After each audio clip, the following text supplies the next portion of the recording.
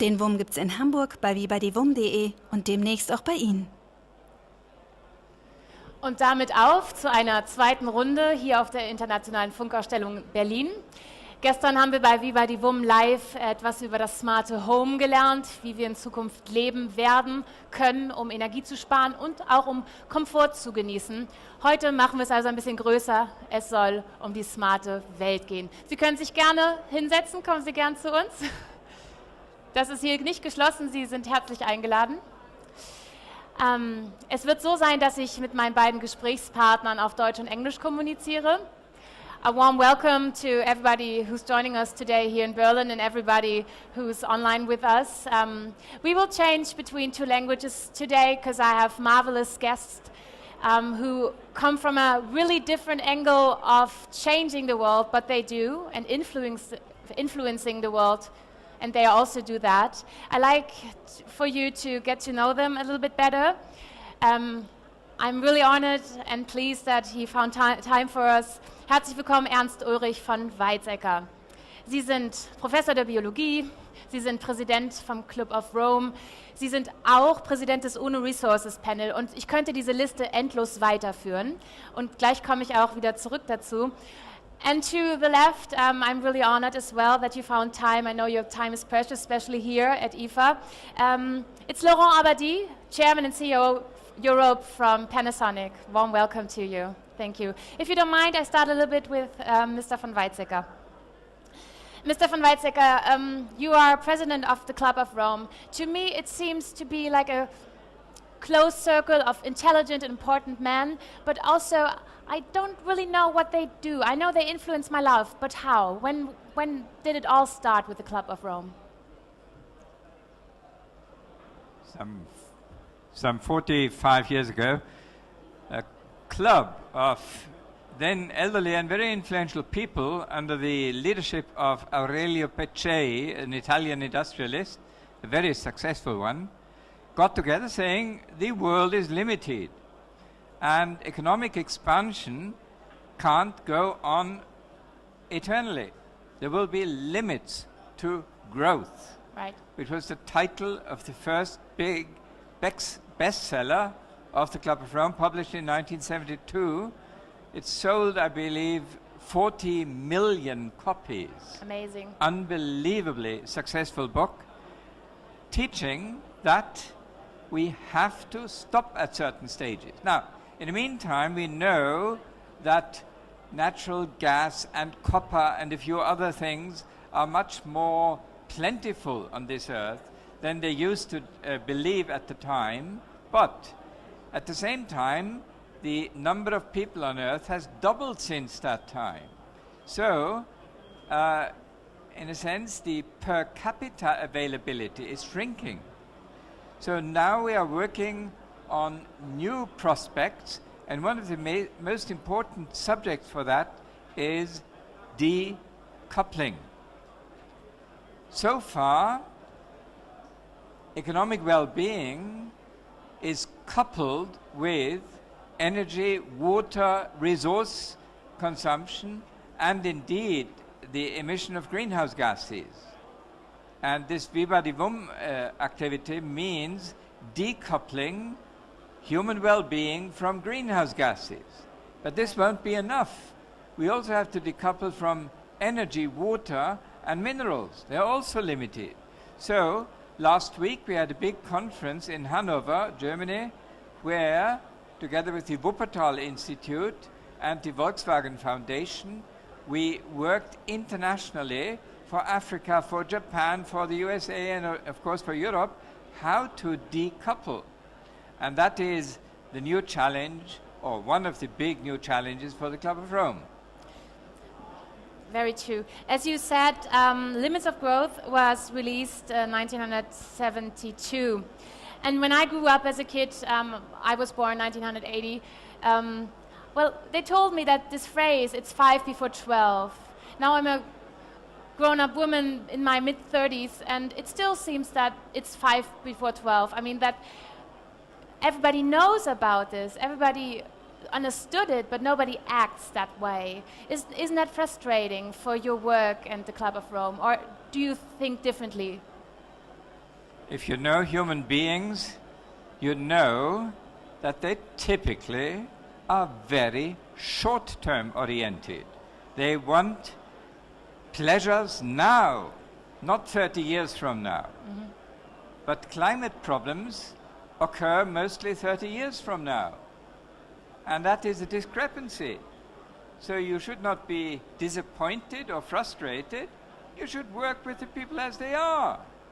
You should make them happier with less CO2. And this is what Panasonic is doing and what Wibadiwum is doing. Thank you. Mr. Abadie, your company Panasonic went to immense changes, directing into these goals of producing less and less CO2 emissions. Can you explain about that move and why it happened? Yeah, thank you very much for this question. First of all, I'd like to talk a little bit about the origin of the company, Panasonic, because this is very much helpful to understand what we are doing. Our company was established almost 100 years ago, in 1918, in Japan, by a very famous founder. He's a kind of a national hero in Japan. His name is Konosuke Matsushita. And just in a few words, because you might understand why this company, Panasonic, is today. Mr. Matsushita was the youngest son of a very large family. He had many brothers and sisters, I think 6, and the father made investment and lost everything. And right after, the family caught a big disease, and basically they all passed away. He got the disease, but he survived. And he began his life at the age of 10 years old in a bicycle store as an apprentice, without any education and without any resources and without any family. And during all his life, he was obsessed by two things. One, education, and secondly, how he could contribute to the well-being of the society, because he himself suffered a lot. And since the creation of the company, our aim is to contribute to the challenges that the company, that the society and the people are facing. And today, what are the challenges? There are many. A lot of shortages in terms of water and food, as you just said, in many places of the world. Aging society, I mean, in Europe, in Germany, in Japan, the society is getting aged. Rise of energy, that is a big issue today. And the global warming, which is a long-term problem. And all current company investments and focus are around those issues, and we'd like to solve those issues through our investment. We invest 5 billion euro in R&D every year, through our 100,000 of engineers in our company, and all the companies around this. And maybe we will show later on some example, but we'd like to solve those problems for a better life, a better world, which is the company direction. Exciting news. You just presented a couple of days ago a really exciting idea who was built close to Tokyo, the city of Fujisawa. We like to get to know that a little bit later. It's sustainably smart city. It's incredible, and it's just happening. I think in Germany we just have projects with houses, how we learned the new techniques, and you are building a new city. A really interesting fact is that you had in the early 90s already a zero-emission house that you lived in America with your family. Is that right? No, my house is in Germany, but when I was living in America, in Santa Barbara, California, it was paradise, but very, very resource-consuming, wasting. Right. Do you know the unit by which in California they are measuring water?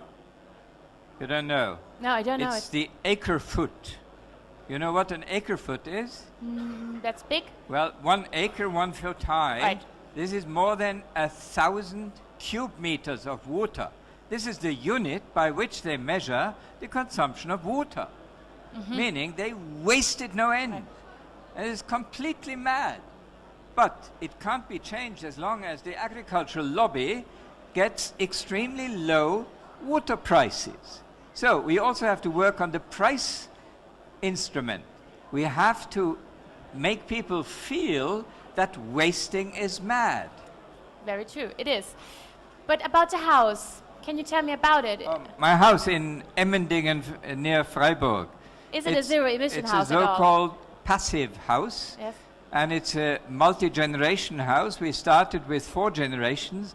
My parents-in-law, my wife and I, one of our daughters with her husband and 3 kids.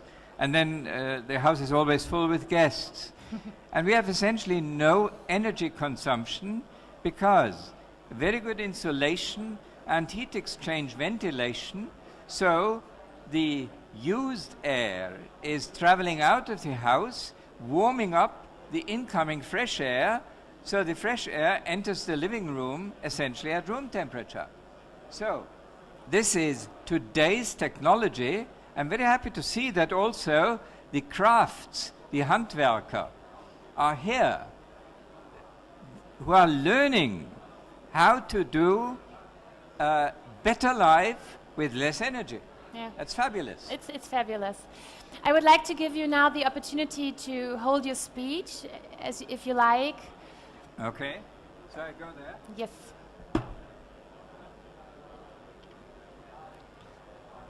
Well, I told you before that speeches of mine are never predictable.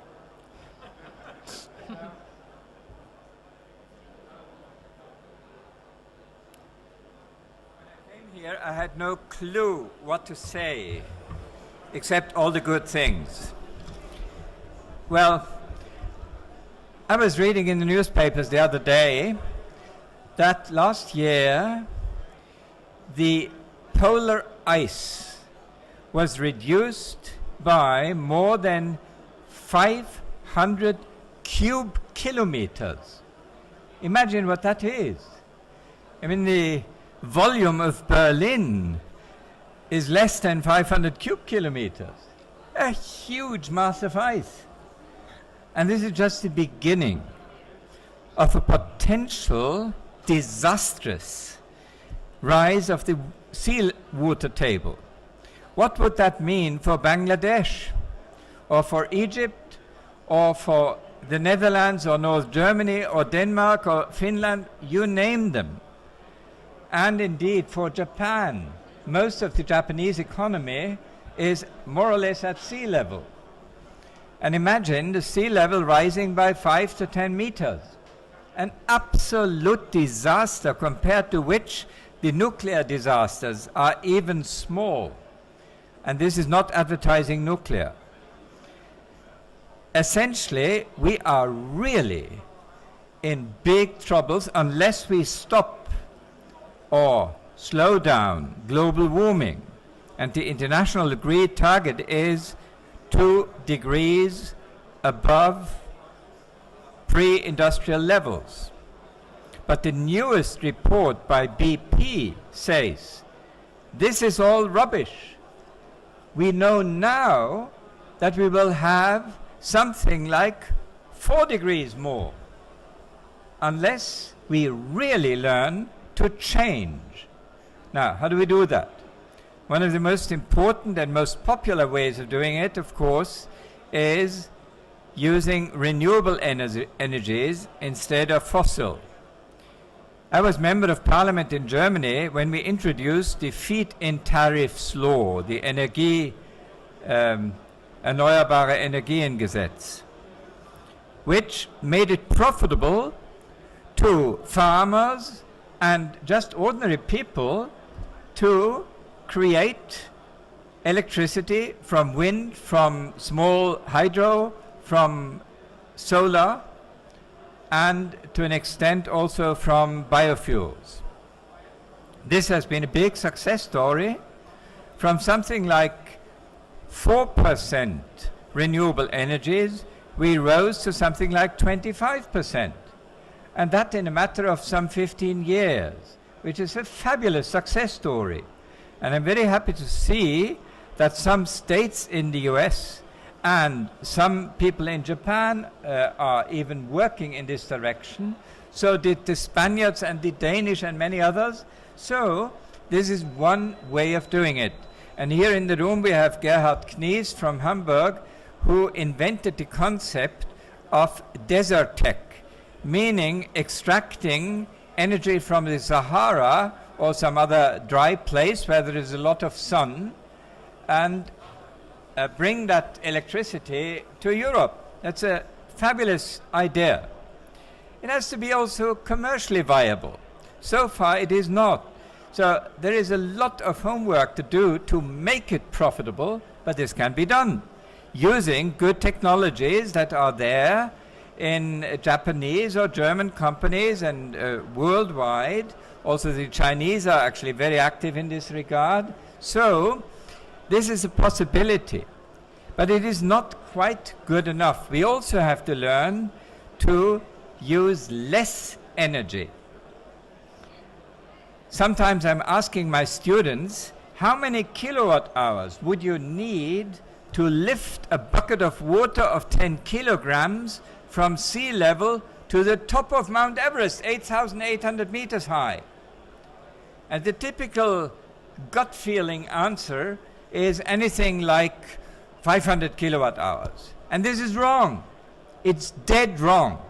The real answer is 1/4 of a kilowatt hour, meaning that a kilowatt hour is an unbelievable powerhouse from which you can extract easily 10 times, 20 times more economic well-being. But it won't happen if we continue to make energy cheap. So I developed an idea actually in China with the Chinese government to decide in China to increase energy prices each year by the amount or the percentage by which efficiency has increased in the previous year, so that what you pay on a monthly basis is not increasing. So it's a fair deal, isn't it? And for the poor families, you can make a special arrangement so that they don't suffer. Okay? And that would lead to industry rat racing in the direction of ever better energy management and doing away with the wastefulness. And this can be done. That's a political decision.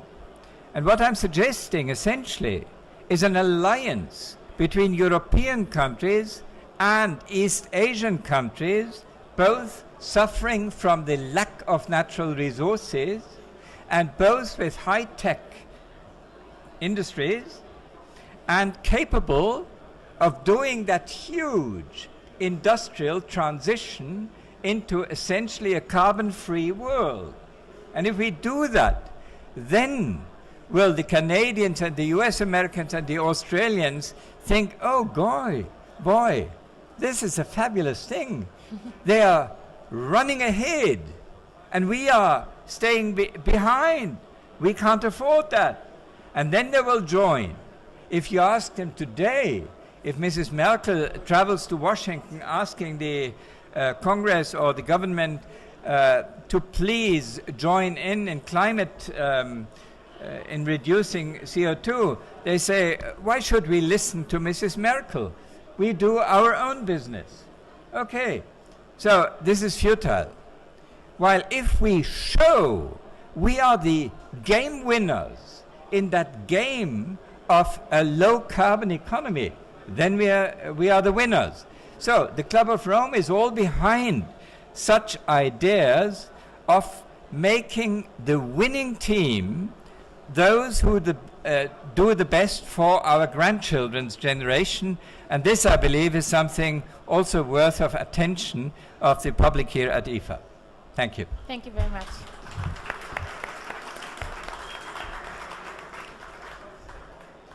So true. When you were introducing to the world of the concept of Fujisawa, how were the reactions? How did the people react?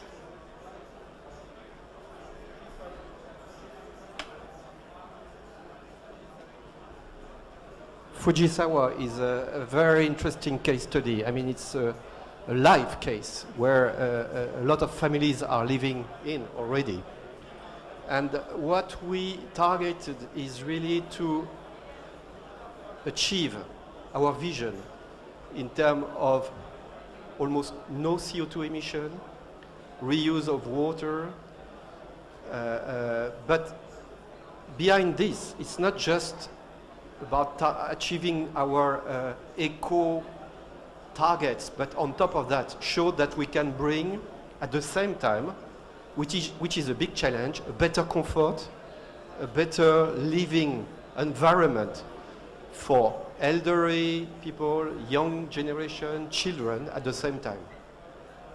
So Fujisawa is very interesting because you will see a video later on. Yes, I was there. We can start it now, the video. Yeah, maybe we can see the video first and then I will comment. Great. The Fujisawa Smart Sustainable Town project was kicked off in May 2011 to create living spaces for 1,000 households. The town is built on the site of a former Panasonic TV factory 50 kilometers west of Tokyo. Hello everyone and welcome in Fujisawa, our smart sustainable town. The first residents have just moved in a couple of weeks ago. As you can see, there are still some areas that are under construction. A town that lives and evolves like Panasonic. The heart of Fujisawa is where the community center is located. Here, residents interact with Panasonic to exchange ideas for future lifestyles. All the smart houses here will adopt Panasonic's smart energy management concept. Along with all these solar panels on the roofs, you can also see that Panasonic's storage batteries are in place to store the energy for use in the evening. Energy saving is a key consideration here in Fujisawa. In terms of safety, we have security cameras installed in the city. In addition, because Japan is a seismic-sensitive region, we have also created a smart station that will serve as a shelter in case of an emergency.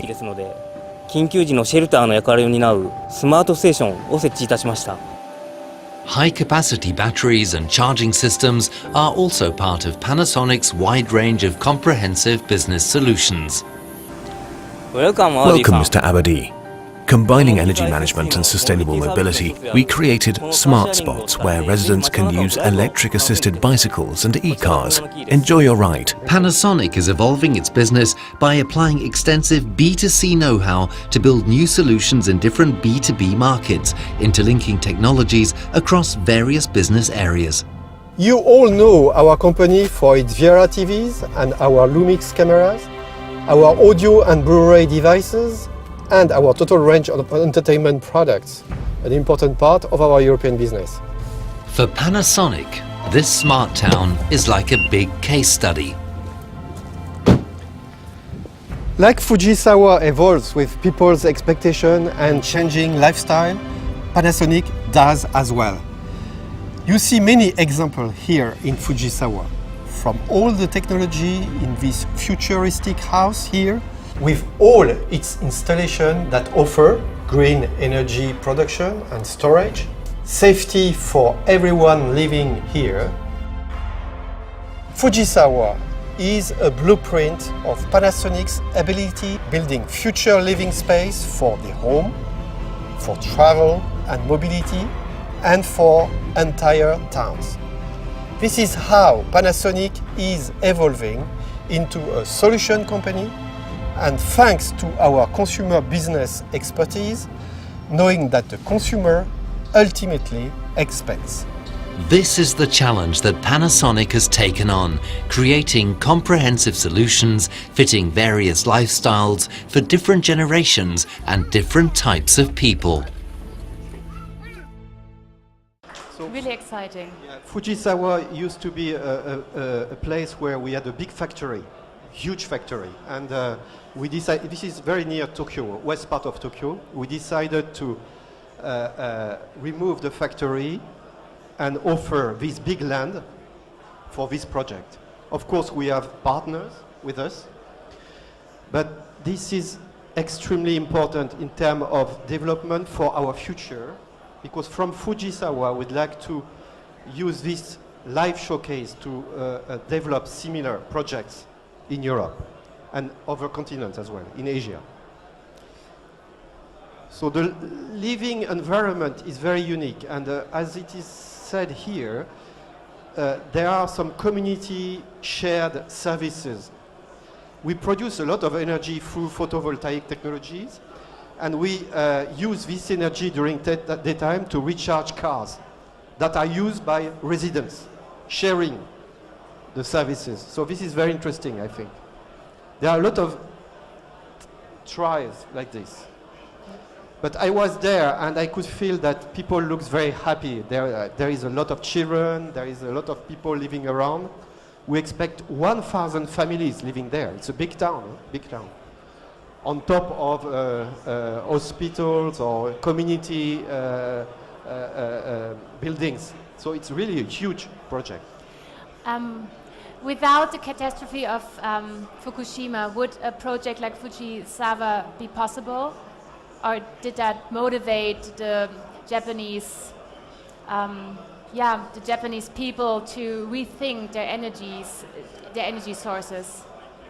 Of course, in Japan we have many challenges, specific challenges. Of course, the cost of energy is one of the highest because everything is coming, as you know, from gas or water a little bit. But this is a big issue. That's why, I mean, all Japanese households are very sensitive in the way they can produce energy themselves using our technology, whether it's photovoltaic, fuel cell, there is a lot of fuel cell technology, or heat pumps as well. Another challenge is how to store energy, because in Japan there are a lot of sun, so you can produce during daytime, but in the evening, how to use that energy. So storage battery is really the key in that respect. So energy is stored onto storage battery, which are used during the evening time or winter time when necessary. And last, and this is very specific, is earthquakes and how those houses can be safe in case of earthquakes or energy shortages or natural resources shortages. So there are a lot of, we use the batteries, water tanks to really make those families surviving during those events. Thank you. New perspectives through intelligent techniques, that's also the theme of our talk today. Is that a new technique that would solve the problems of the world? I mean, it's a big question, like, I know, but how sympathetic is that whole concept to you as a scientist? Absolutely. Laurent was just kindly mentioning the challenge of storage, but he mentioned only one answer, is electrical storage, which is very good. But there are many others. There is chemical storage. So power to gas. If you have too much wind, you can transform it into methane or hydrogen, or pump storage for water. In the Alps or in Norway, they do that. That's also a way. And then there is the possibility of a kind of virtual battery. Like in Hamburg, you have a steel works, which is electro steel. And they agree with the local utility to reduce their steel manufacturing at times when there is no wind. Mm-hmm. And they get money for the kilowatt hours not used. So that's good business for the utility because they don't have to buy peak electricity, and it's good for the steel manufacturers because they get money without producing steel. So the steel plant is a virtual battery. It is working like a battery. Mm-hmm. So that's another option. There are many other options. In our body, I used to be a professor of biology, so I know that one. We have microseconds, we have minutes, we have hours, and we have weeks storage. Our fat is for weeks, you know, not for the next half second. While the ATP molecule, that's for seconds. So storage technology can totally transform our technological civilization, and you can make a lot of profit out of it. Yes. Is Panasonic searching for something like this or developing it right now in this moment?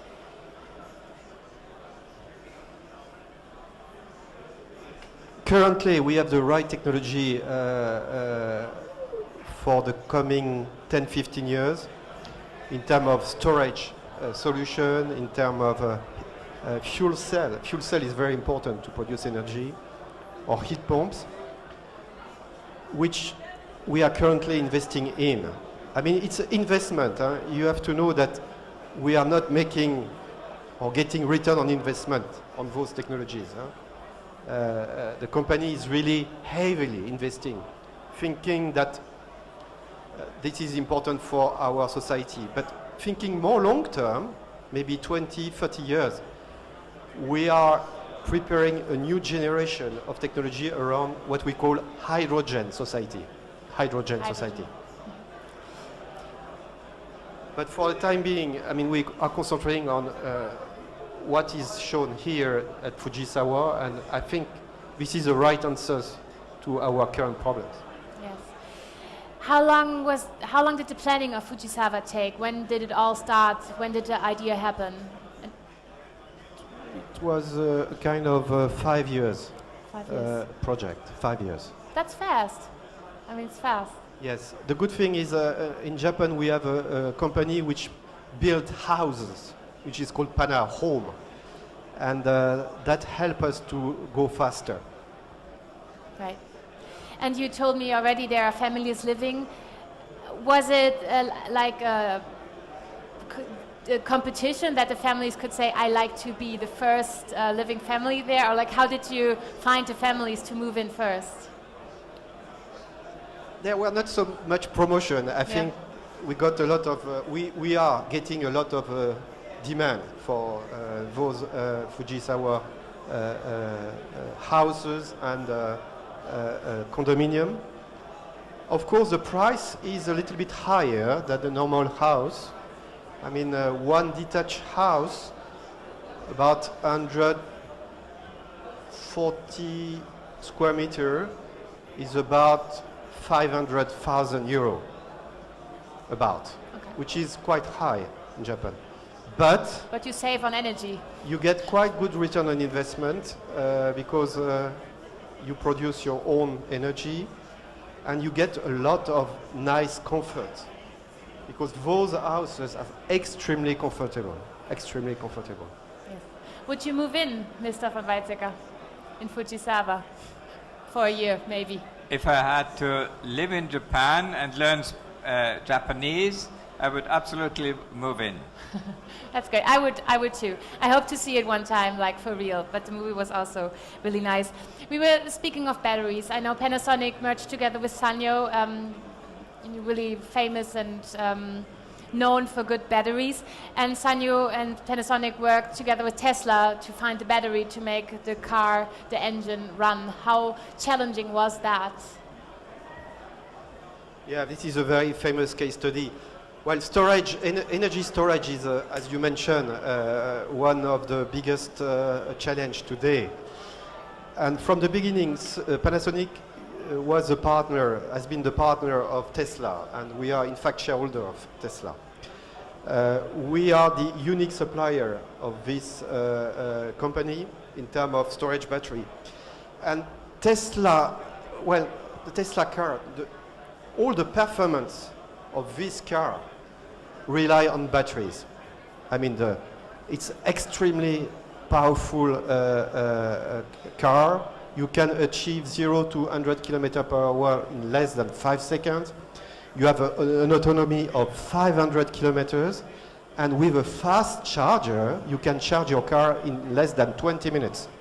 So you take a coffee, and then your car is charged almost for 500 kilometers, which is really amazing today.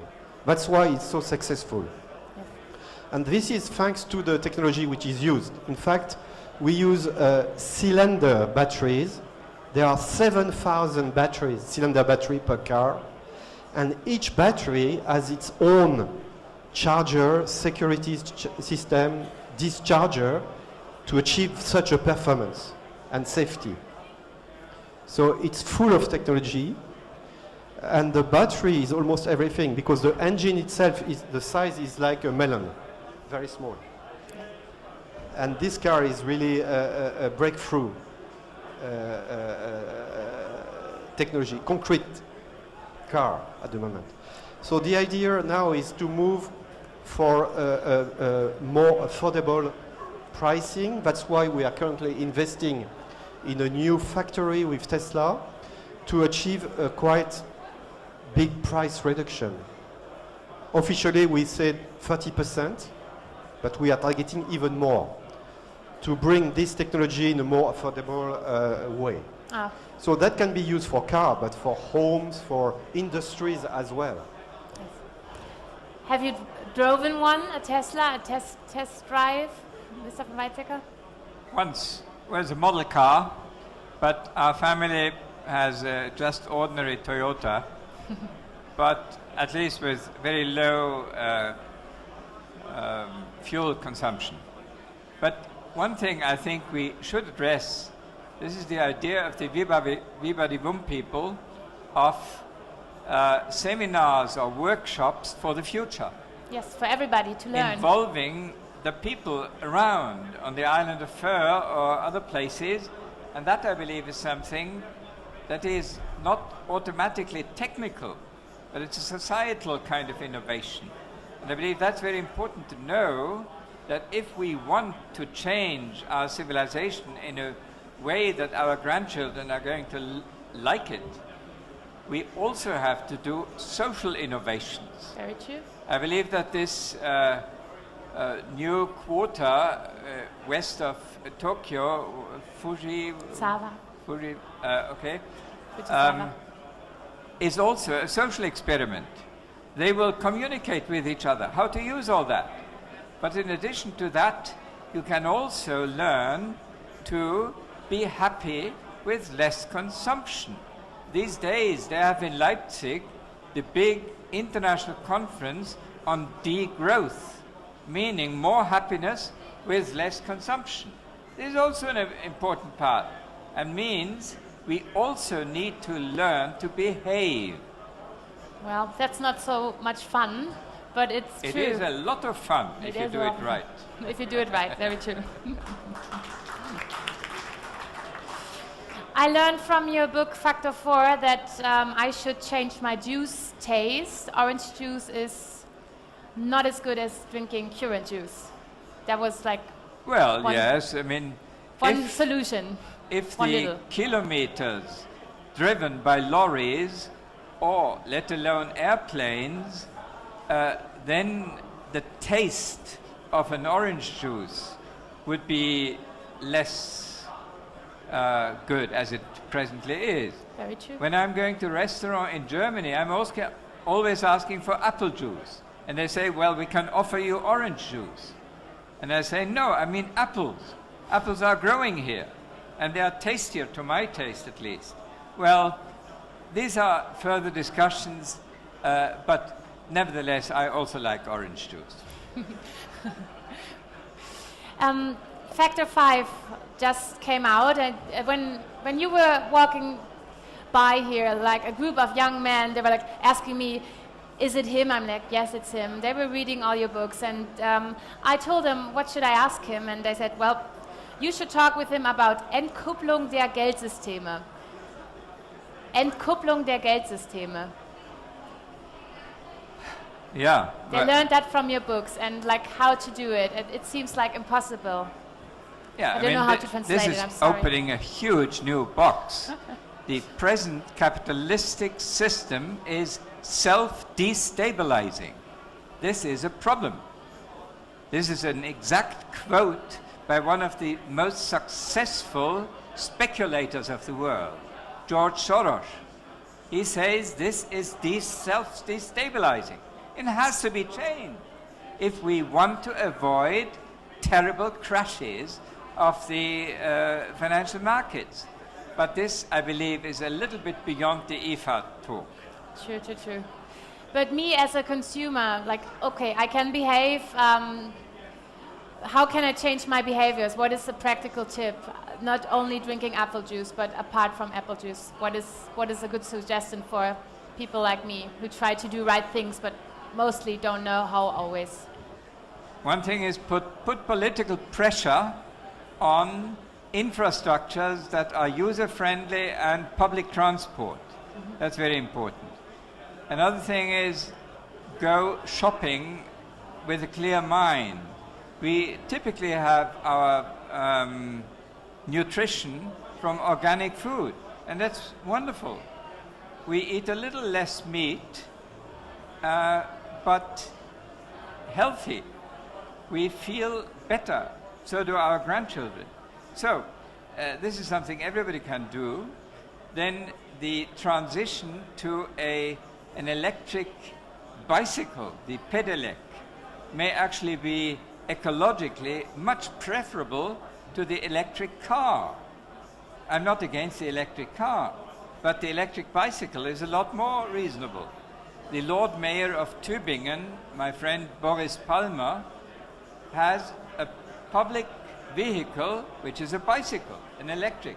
And then he is bragging that he reaches the places always earlier than the rector of the university does with his car. So that's another possibility of being happy, speedier, with less consumption. Yeah. When you were releasing Factor 4, that's about 15 years ago, did you think that it would be necessary to release Factor 5? What hopes did you had with the last book, Factor 4? Oh, it's taking off. I mean, firms like Panasonic are doing more than a factor of 4 in terms of better use of energy and carbon sources, etc. And so does Siemens, and so do many other firms. But so far, all that is being overcompensated by additional consumption, which is the so-called rebound effect. Yes. And therefore, what I'm suggesting in Factor 5 is gradually increasing energy prices so that not all the big advantages of electrical industry are being gobbled up by additional consumption. Yes.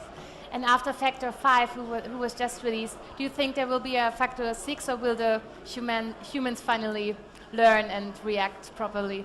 Oh, it's absolutely in God's hands how old I get.